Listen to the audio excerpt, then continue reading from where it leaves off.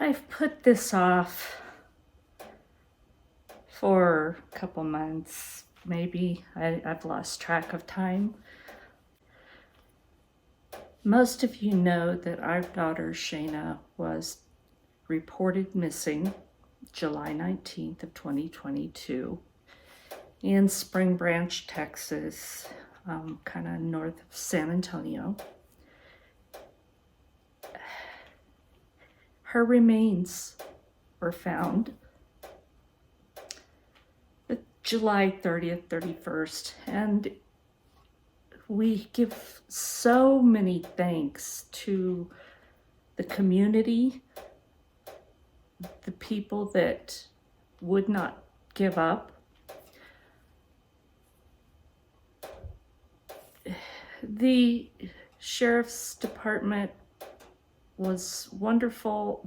We are staying in contact with them. But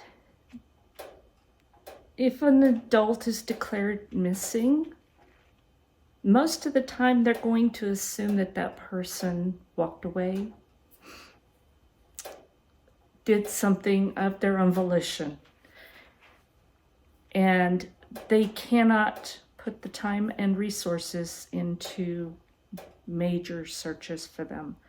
But the community did, and the nonprofits. Project Absentis was amazing. There were 2 search and rescue groups out of San Antonio, and forgive me because I don't remember the exact names, but they all played a major role along with the local businessmen, and they kept looking. But the one place that they didn't search right away, it was private property. It was fenced, and her husband kept saying she'd never be found there. Well, she was, and she was found in the bottom of a dry retention pond that fortunately it was dry because the severe drought. Otherwise, we may not have found her. So it's been a difficult few months. I want to update you, but I really can't. There's really nothing new. We do stay in contact with the Comal County Sheriff's Department, and from what we are being told, they're still waiting on toxicology reports, which they may, or if they're found, they may have contributed to her death, but they really won't know anything from that other than maybe she had something in her system. But it's hard to tell because all that was left was her skeleton. There's talk that there may be another type of medical examiner, but at this point we're not sure. So that's basically our update. There is no update, and it's very hard.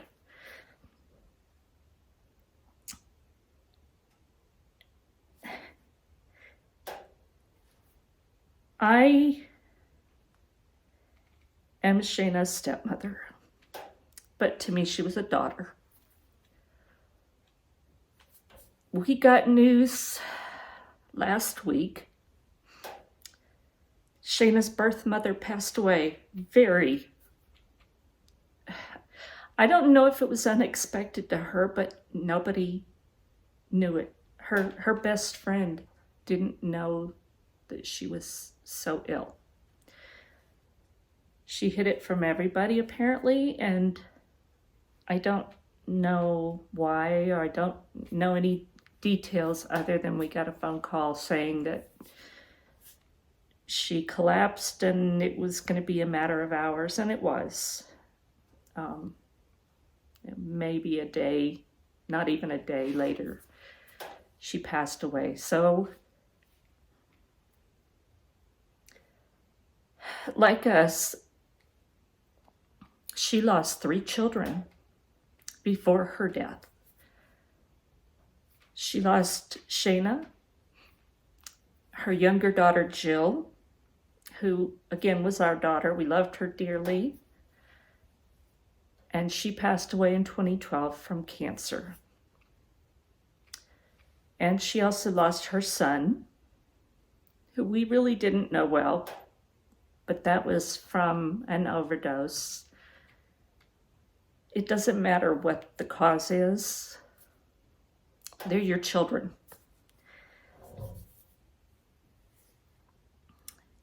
We lost Shayna, and we lost her sister Jill in 2012, and we lost my son in 1999. You're not supposed to have to deal with this.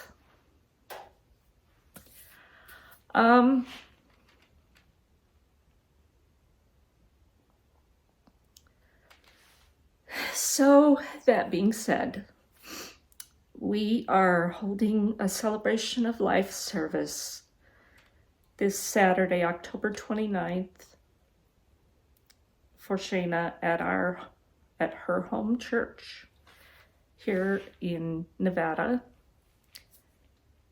We are going to live stream the service for anybody that wants to watch.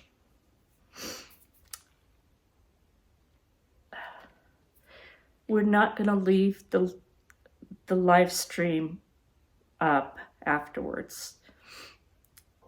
We are going to shut it off after the service. So if you would like to see the memorial service for Shayna,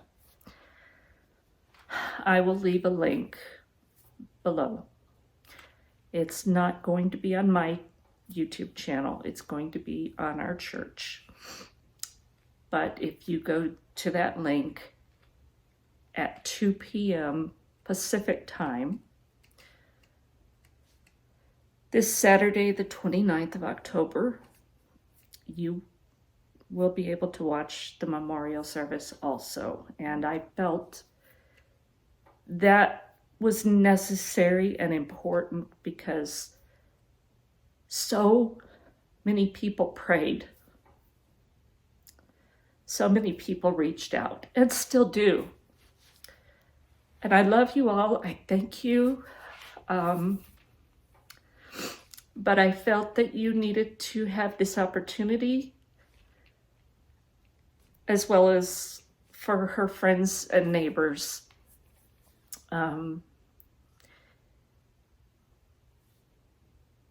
Again, we don't know what happened. I will say that we don't buy into the narrative, the scenarios that we've been given. We don't buy into them. We believe there's more to it. Pardon me.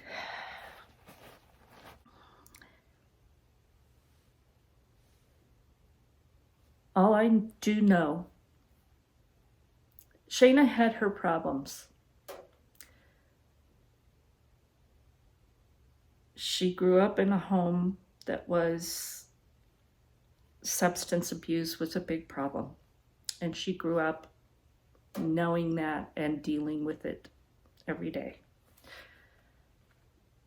Her first marriage, substance abuse got worse. She got addicted to meth. And it was bad.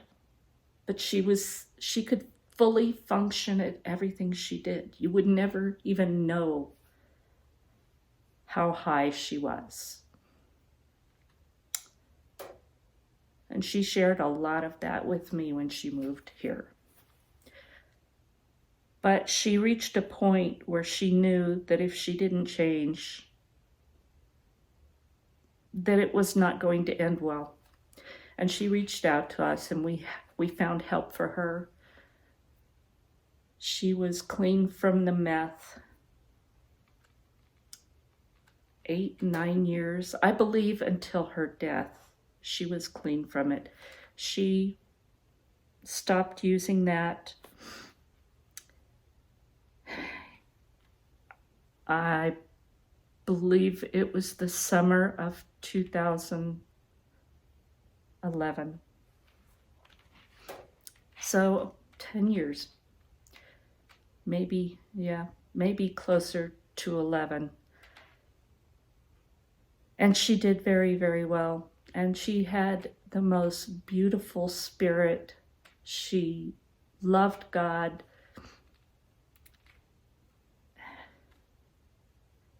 She wanted to help everybody. She had a business. She wanted work to do, but she didn't want to go far. So I helped her start a business called Rent a Daughter. Because she'd basically go in and do what you wanted your adult children to help you with. But a lot of us don't have them. So she went out and she helped them. She cleaned houses. She dog sat. She stacked firewood. She did yard work. I mean, she did work on houses, you name it. Whatever people needed help with. And many times she either didn't charge them or didn't charge them much. Because that was her heart, is helping.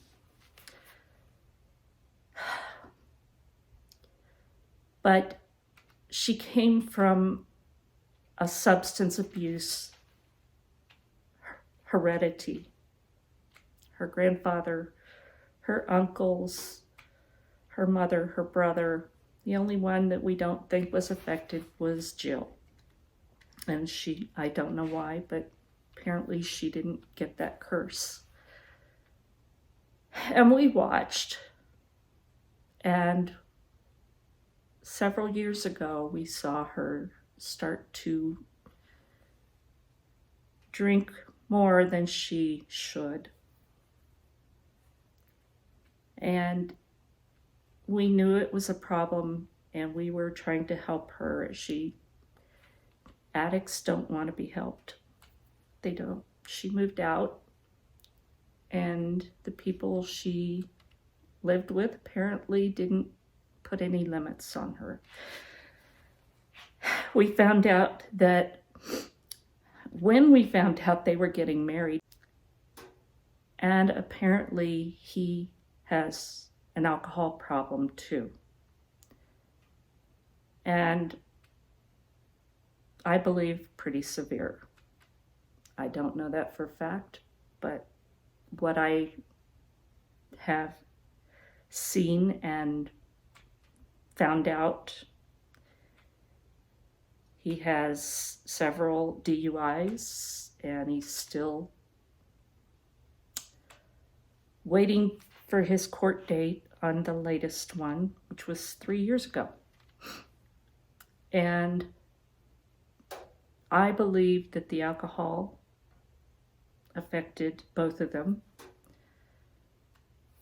I do know she tried to get help for that in March. She told us that they were both going to go to Alcoholics Anonymous, and apparently that didn't happen, or it didn't continue. We really don't know. One of the problems is almost no communication.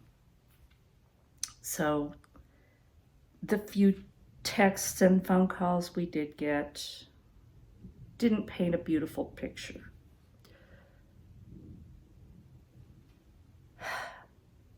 But that person that we loved was still in her.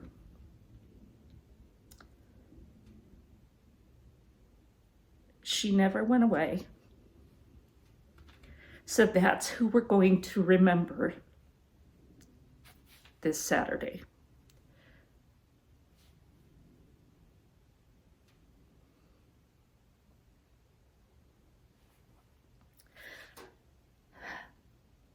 So there's my update on Shayna. That is,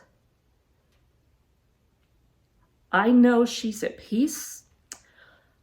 I know that she was saved. And I know that the Lord, even at the end, was important to her. She still read her Bible and studied. So I know where she is. that gives us comfort. And that's what we want to focus on. So again, I will leave the link below for the live stream this Saturday, October 29th, 2022, 2 p.m. Pacific, 3 Mountain, 4 Central, you know, all of that. But we will not leave that up after the service. So if you want to watch it, please go online at that time. I